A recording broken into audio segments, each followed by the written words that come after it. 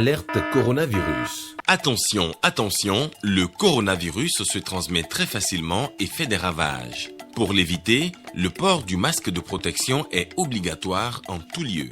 Dans l'administration publique ou privée, dans les réunions, les rencontres, dans les marchés, les magasins, les boutiques et lors des déplacements, le port du masque est obligatoire. Même dans les lieux privés, dès lors que l'on n'est pas seul, le masque doit être le fidèle compagnon. Mais attention, le port de masque de protection ne dispense nullement d'appliquer les autres mesures de prévention, notamment le lavage des mains à l'eau et au savon et l'observance de la distance de sécurité sanitaire d'au moins 1 mètre entre personnes. Enfin, s'abstenir de porter des gants en vue du lavage régulier des mains à l'eau et au savon ou de l'application de gel hydroalcoolique. Pour tout savoir sur l'épidémie du coronavirus au Bénin, rendez-vous sur le site web www.gouv.bj/coronavirus. Ceci est un message du gouvernement de la République du Bénin. Mesdames et messieurs, bonsoir et bienvenue au journal des régions. Séance de restitution des résultats de la phase en détenu provisoire, un avocat qui s'est déroulé du 9 août 2019 au 6 septembre 2020. Les responsables de ce projet ont tenu un point de presse au cours duquel la reddition des comptes faisait l'objet. On fait le point avec Edmond Ngbo et Robert Copé-Edor. Le renforcement du respect des libertés fondamentales et les droits humains des personnes incarcérées constitue la feuille de route de ce projet qui vise à assurer l'accès à un avocat et à une défense indéfectible aux personnes en situation de détention dans les prisons civiles du Bénin. C'est l'heure du bilan des activités qui ont marqué la réalisation de la phase pilote du projet, un détenu provisoire, un avocat. Au total, 165 personnes en détention provisoire dont la durée de détention provisoire est supérieure à 3 ans, dont 17 femmes, soit la totalité des femmes en détention provisoire de plus de 3 ans, ont été prises en charge par 47 avocats commis dans les maisons d'arrêt de Cotonou, Porto Novo, Apro-Misrete, Ouida, Abomey-Calavi, Lokossa, Abomey, Savalou, Natitengo, Parakou et Kandi. Ce projet contribue aux efforts menés par le gouvernement béninois qui fait de l'aide juridictionnelle l'un des piliers de l'accès à la justice. Les conclusions de cette opération, un détenu provisoire pour un avocat, nous seront utiles afin d'affiner les règles qui devront régir bientôt les interventions des avocats au profit des plus démunis de nos concitoyens. Appuyé par l'Union européenne, le projet Un détenu provisoire, un avocat se procède par la prise de contact des avocats aux diligences pour assister le détenu provisoire jusqu'à la reddition d'une décision judiciaire sur l'action publique en première instance. 4e session extraordinaire du dialogue social au titre de l'année 2020. Objectif, examiner une multitude de dossiers, le budget du CND et les questions de la paix sociale au sein des ministères. Le président du CNDS a lancé les travaux mercredi dernier à Cotonou. Regardez. Vous êtes conviés à la 4e session extraordinaire de l'année qui va examiner d'importants dossiers liés à la consolidation des bases de notre organe. Il s'agit essentiellement de l'étude des propositions de réaménagement et de réorientation de certaines lignes du budget du CNDS, exercice 2020, de l'examen et de la validation des thèmes de référence, de l'étude relative à l'extension de la protection sociale aux professions libérales en République du Bénin. Vous n'êtes pas sans savoir que les conséquences néfastes de la pandémie de la COVID-19 ont entraîné d'énormes bouleversements dans le cours normal des activités de par le monde. Notre institution tripartite n'a pas échappé à cette situation malencontreuse. Cette crise sanitaire sans précédent a failli nous faire perdre espoir, mais nous avons pris le taureau par les cornes. C'est la raison pour laquelle Un réaménagement et une réorientation de certaines activités du budget exercice 2020 sont devenus nécessaires si nous voulons atteindre les objectifs que nous nous sommes fixés pour cette année qui tire inexorablement vers sa fin.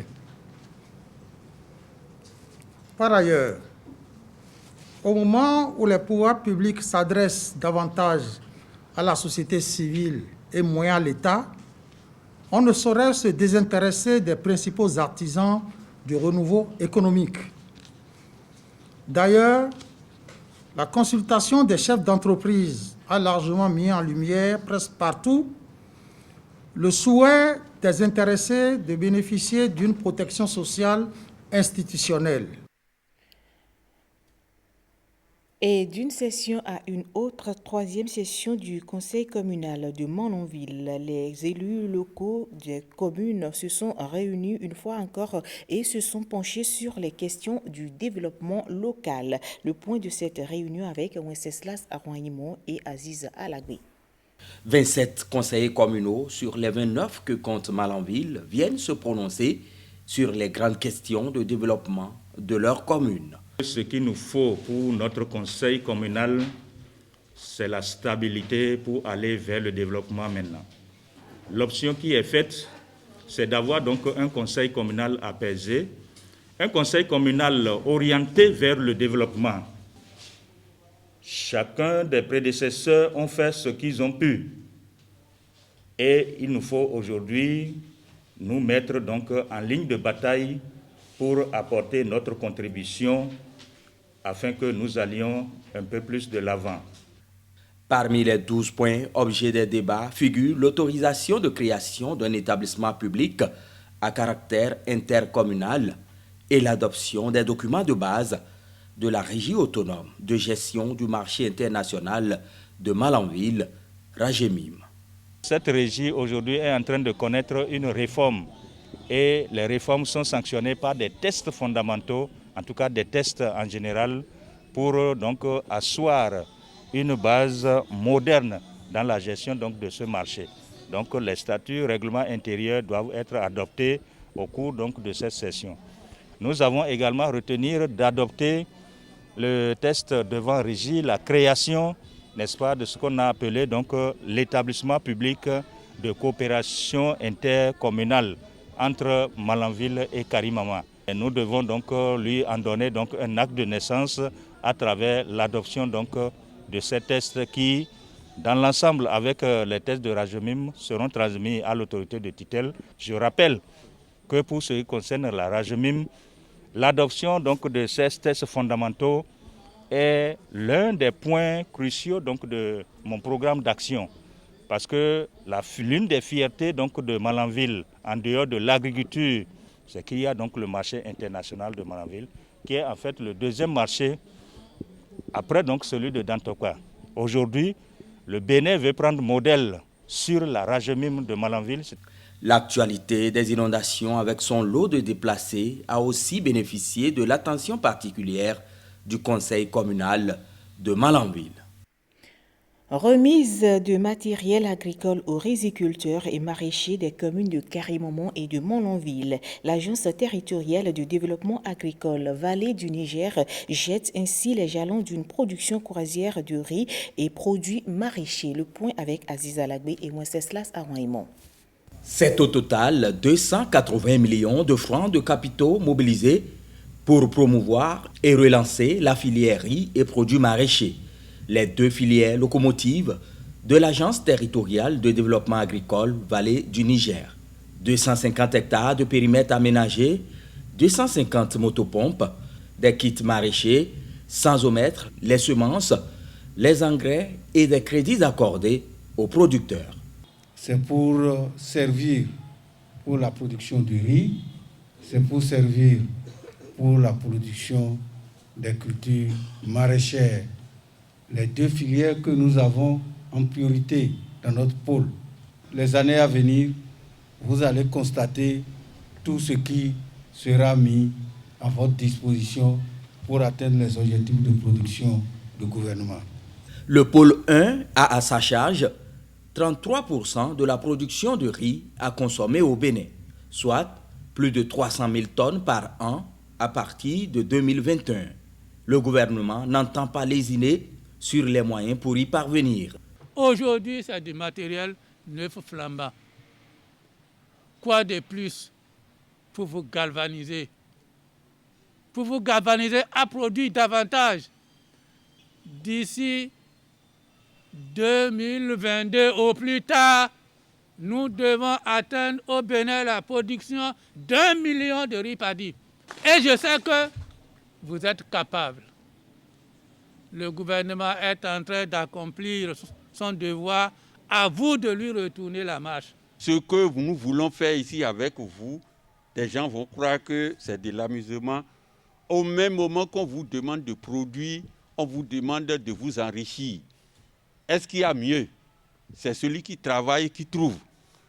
Or, on nous demande aujourd'hui de travailler et les moyens sont là pour vous. Les producteurs de la vallée du Niger devront donc faire preuve de détermination en vue de la maximisation des rendements, la garantie d'un retour sur investissement. Je remercie très sincèrement donc, le gouvernement de son Excellence Patrice Talon pour tout ce qu'il est en train de faire. Ce que vous recevez, c'est une obligation pour vous, une obligation morale de le gérer en toute transparence dans nos villages respectifs pour atteindre les résultats. Il va falloir donc mériter cet honneur, faire en sorte que tous ceux qui sont en train de se battre pour mobiliser les moyens, qu'ils puissent avoir le courage de le faire parce qu'ils savent que ces moyens qu'ils sont en train de mobiliser leur permettent donc d'atteindre les objectifs qui se sont fixés et que le gouvernement leur a fixés. Merci pour l'accompagnement que vous apportez à la TDA Vienne et à nous producteurs pour une productivité croissante. Chers producteurs des communes de Malanville et de Karimama, en votre nom, je prends la parole ce jour pour assurer toute l'assistance que les matériels et équipements qui nous ont été donnés seront utilisés dans les règles de l'art. La production de contre-saison est l'autre levier sur lequel devront appuyer ces producteurs. La Fondation Abaké a distribué des kits scolaires aux écoliers afin d'apporter un coup de main aux parents d'élèves en ce début de la rentrée des classes. Reportage. C'est une opération de remise de 1000 kits scolaires menée par la Fondation Abaké. En ce jour de la rentrée des classes, la Fondation Abaké vole au secours des enfants démunis. Notre but, c'est toujours aider les plus démunis à être stables dans tout ce qui se passe. On ne fait peut-être pas grand-chose, mais le minimum qui est à notre force et possession, on le met toujours au service de nos enfants. Des kits composés de diverses fournitures scolaires de CI jusqu'au CM2.